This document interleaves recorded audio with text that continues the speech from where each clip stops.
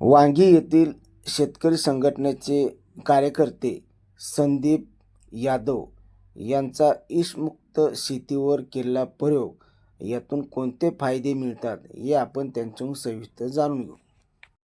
ही शेतकरी संघटनेची चळवळ ज्यावेळेस परमेश्वर तळे तुमचं नाव काय ते? माझं नाव संदीप उर्फ हनुमंत दत्तात्रय यादव, मुक्काम पोस्ट वांगी, तालुका करमाळा, जिल्हा सोलापूर. चळवळीत काम करत असताना प्रत्येक शेतकऱ्याच्या घरी जाणं, बांधावरती जाणं आणि त्याची परिस्थिती पाहणं, हे इतकं विदारक परिस्थिती दिसली. लाईटसाठी आंदोलनं केली, ऊसाच्या दरासाठी आंदोलनं केली. मग रस्त्यावरची लढाई किती दिवस, उपोषणं करायची किती दिवस. मग परत असा विषय लक्षात आला की आपले पूर्वज कसे जगत होते. मग त्या जुन्या म्हणींवरती भावकीचं बळ स्वैरेज संपदा काय कामाची, पाण्याच्या आधी वळण बांधलं पाहिजे, जुनं ते सोनं. मग म्हटलं आला आपल्या आजोबांच्यापासून बघतो 15 रुपये 20 रुपये किलोपासून गहू आज बी 25-30 रुपयाच्या पुढे विकला जात नाही. आणि आपल्याला घ्यायची म्हटलं तर कुठलीच वस्तू स्वस्त नाही. दर मजुरीचं दर गगनाला भिडलेत आहे, खताचं दर गगनाला भिडलेत आहे. मग आपण शेती करतोय तर शेतकऱ्यापाशी गेल्यानंतर समजलं की शेतकऱ्याचं बियाणं स्वतःचं नाही, खत निर्मिती स्वतःची नाही, आपलं स्वतःच्या हातात मार्केट नाही, लाईट स्वतःची नाही. मग शेतकरी स्वावलंबी कधी व्हायचा? असाच गदा मेहनत करून शेतकरी पार मग आत्महत्या कशा बंद व्हायच्या. मग विचार केला की आपले पूर्वज बाबा बिना केमिकलची, बिना खताची शेती करत होते. त्यांचं आयुर्मान चांगलं होतं, त्यांना अन्नधान्य चांगलं पिकायचं आणि ते समाधानी होते. मग मी पण ठरवलं की आपण समाधानी जगण्यासाठी आपल्या गरजा कमी करू. मग गरजा कमी केल्या त्यावेळेस मला एवढा विरोध झाला आणि विषमुक्त शेती करताना घरचे सुद्धा म्हणायची अशी शेती केल्यावर विकावं लागत. तर मी म्हटलं तुम्ही फक्त तेवढं शब्द बाजूला काढा, तुमच्या तोंडातून येणारं बंद करा. मग जन्म दिलेल्या आईला सांभाळत नाहीत लोक, आता तिचं ऋण विसरूनच गेले. मग गाई काय सांभाळावं, पण गाईचं महत्त्व त्यांना कळत नाही. परत आपल्या संस्कृतीमध्ये आईला काय म्हटलंय? जन्मदाती माता. गाईला काय म्हटलंय? गोमाता. मातीला काय म्हटलंय? ज्या मातीतून आपण अन्न निर्मिती करतो तिला काय म्हटलंय? भूमाता. आणि ज्या भूमीवरती सांगतो की माझं करमाळ्यामध्ये, माझं वांगीमध्ये, माझं आमच्या ठिकाणी, फलाण्या ठिकाणी, मग ती भारत माता. त्याचं संरक्षण करणारे जे जवान आहेत, एक जवान शहीद झाला तर किती लोकांमध्ये आत्मीयता आहे व त्याच्यासाठी आपण शब्दसुमनांनी सांत्वन करण्यासाठी जावं.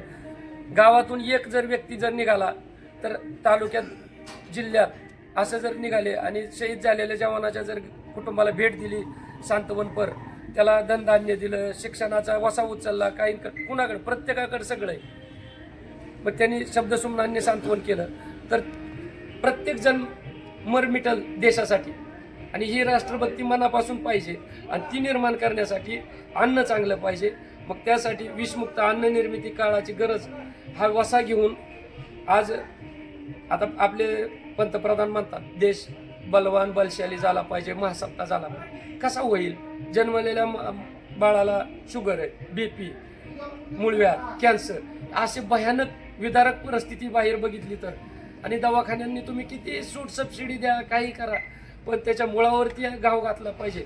अन्न जर चांगलं असेल, शुद्ध बीजापोटी फळे रसाळ गोमटी. आणि मग तुकाराम महाराजांनी सांगितलं तुझं आहे तुझं पाशी परी जागा चुकलाशी. आपल्या अवतीभोवती सगळं आहे. मग गाईच्या शेण गोमूत्रापासून आपली शेती पण होती, गाईच्या दुधापासून आपल्याला स्वतःचं कुटुंबाचा उदरनिर्वाह होतोय.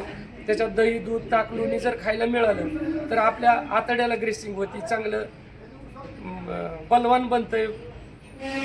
तर प्रत्येक घटकाचा, गाईच्या प्रत्येक घटकापासून फायदा आहे. आणि आपल्या पूर्व परंपरेने त्या गाईला गोमाता म्हटलंय. मग हाच विचार करत असताना मी शाळांवरती जाऊन सांगतो की बाबा येणारी पिढी जर वाचली, त्यांच्यामध्ये जर चांगलं अन्न जर त्यांना खायला मिळालं तर विचारधारा चांगली निर्माण होणार आहे. आणि ती विचारधारा जर निर्माण झाली तर पुढची पिढी चांगली घडणार आहे आणि देश बलवान बलशाली बनणार आहे, महासत्ता होणार आहे. त्याच्यापासून कुणी रोखू शकत नाही. पण जर समजा हे जर असं लाचार बनवण्याचं जर काम चालूच ठेवलं तर देश आपला कधीही बलवान बलशाली बनू शकत नाही. म्हणून फुकटचं देऊ नका. आणि आज माझा गुळ 100 रुपये पासून 200 रुपये किलोपर्यंत विकला जातोय. गुळ पावडर, या क्यूब आहेत त्या छोट्या, जशी मागणी तसं उत्पादन आहे. काय काय बनवतं? काकवी, गुळाचे पावडर, गुळापासून 15 ग्रॅमची क्यूब आणि 1 किलोची वडी म्हणजे आहे ते. आणि शेतीला सोडण्यासाठी स्लरी प्लांट तयार केला आहे. घरी निसर्गाच्या गाईच्या शेणापासून गोबर गॅस केला आहे. त्यामुळं 8-10 टाक्या बचत होती, मग तिथं पैसे बचत होते. पण आपण आता प्रत्येकाने जरी सिलेंडरच वापरला LPGचा तर त्याला प्रत्येक महिन्याला 800-1000 रुपये जातात. मग त्याच्यातील माझी 10 टाक्या बचत झाली. 2च टाक्या वर्षाला लागतात, म्हणजे माझी तिथं 7-8 हजाराची बचत झाली. नेमकं यामधून तुम्हाला का तरुणांना सल्ला आहे का? हो, स्वतः जर विषमुक्त अन्न निर्मिती केली, स्वतःच्या कुटुंबाला अगोदर चांगलं अन्न दिलं आणि नंतर राहिलेलं जरी समाजाला दिलं तरी भरपूर प्रमाणात हे होतंय. ओके.